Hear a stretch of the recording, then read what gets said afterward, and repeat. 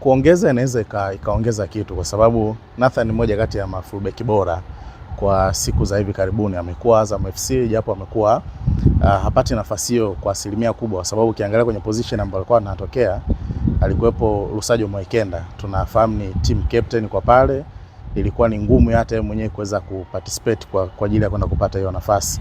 Lakini ameenda kwenye upande wa kosi cha Simba kwenye first 11 namba 1 utamzungumza Shomari. Baada ya Shomari alikuwa anakuja Duchu, si ndio? Lakini ukiangalia kwenye quality experience, nadhani Duchu ana experience kubwa kuliko nani? Kuliko Chilambo. Sasa kitakacho mbeba Chilambo ni performance ambayo atakayofanyaje, atakaweza kuionyesha katika upande wa kosi cha Simba. Lakini kwenye in terms of experience bado utaondoka na nani? Na Duchu, kwa maana kwamba amekaa na Simba kwa muda mrefu, kuna ile determination ambayo atakuwa nayo kubwa kuliko nani? Kuliko Nathan. Nathan ndo kwa mara ya kwanza anatoka Azam FC, timu ambayo haina mgandamizo mkubwa wa mashabiki, haina hiyo pressure kutoka nje ya uwanja. Anaenda kwenye timu ambayo atakao kwenda kukutana na hiyo pressure kubwa. Kama unakumbuka wakati season inaanza msimu uliopita, kuna picha zilikuwa zinaonyesha Duchu hata weight ulikuwa unaiona imeongezeka pia kwa asilimia kubwa, kitu ambacho nadhani alikaa kama mchezaji akaamua kufuata njia gani ambayo inaweza ikawa ni sehemu sahihi. Kwa hiyo umezungumzia usajili wa Chilambo na uone una kitu, lakini Simba pengine wangeangalia zaidi, kwa sababu Shomari Kapombe ndo regular starter kwenye upande wa kosi chao, na inshallah msimu ujao pengine utakaoanza kuanzia siku ya Simba Day kwenye tamasha lao, lakini kwenye tarehe 12 kwenye mechi ya Ngao ya Jamii dhidi ya Young Africans, Shomari atakuwa anafikisha msimu wake wa 10 akiwa ndani ya kosi cha Simba Sports Club. Angalia mechi 5 za mwisho za Simba ambazo wamecheza katika upande wa msimu. Kuna namna Shomari alikuwa na lack kwa asilimia kubwa, na ni mechi ambazo hata zilimfikirisha pia kocha kuweza kuangalia ni option gani ambayo anaweza akawa anafanyaje, akawa anaifanya. Ukirejea hata kwenye mechi ya Azam, mechi ya finali ya kombe la FA, hakuanza Shomari, alianza nani? Duchu Kameta, kwa maana kwamba kuna kitu mwalimu alichokuwa anakihitaji.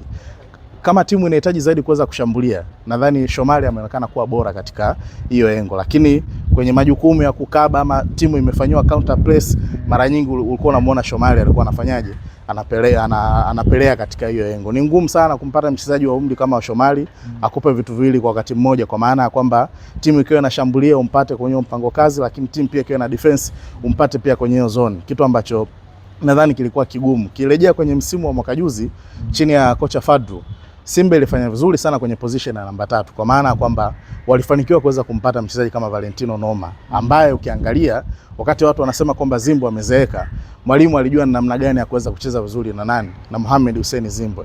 Dakika zake zilikuwa ni 60 au 55, anatoka anaingia nani? Valentino Noma. Ni kama vile jana ambapo uliona Spain kwenye eneo la katikati, wakati anatoka Rodri anaingia Pedri, unafikiri pale kinatokea nini? Kwamba nishati ilikuwa inaonekana kuwa ni kubwa, anayetoka na anayeingia grade yao unaiona, standard unaiona ipo katika upande huo wa hiyo quality.